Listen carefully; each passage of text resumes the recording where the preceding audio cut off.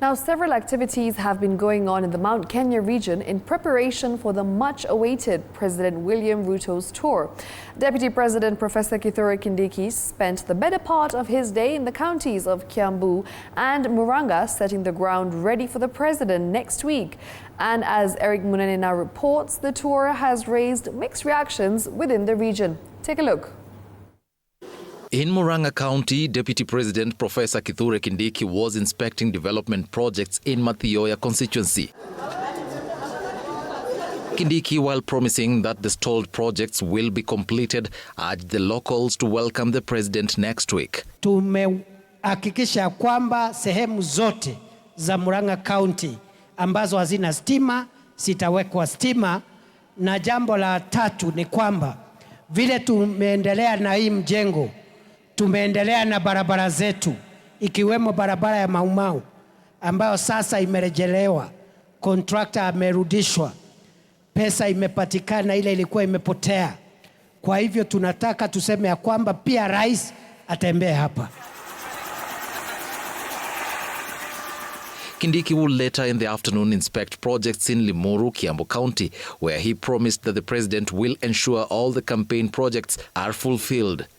The ideology that enabled him to get to the pinnacle of power in Mount Kenya is gone. That miracle has dissipated. So it's a waste of time to that extent. But for a politician, it is not. Come to think about it, it is not. Kindiki was in Embu County on Wednesday inspecting projects that the president is set to launch or commission during his much-awaited tour of the region next week. Another project that was at the center of focus in the Mount Kenya region was the Rurengo Stadium in Nyeri County, which has stalled for close to 8 years now. Sports Cabinet Secretary Salim Vuria toured the project on Thursday. Nyeri governor would, however, not fail to criticize the government, urging it not to use the stadium as a political tool for the president's tour. The wait has been long.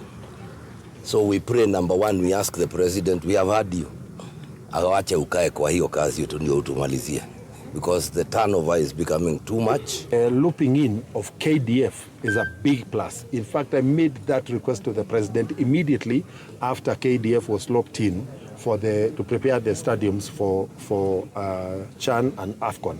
We have decided also, with the direction of His Excellency the President, to have prototype stadiums across the country.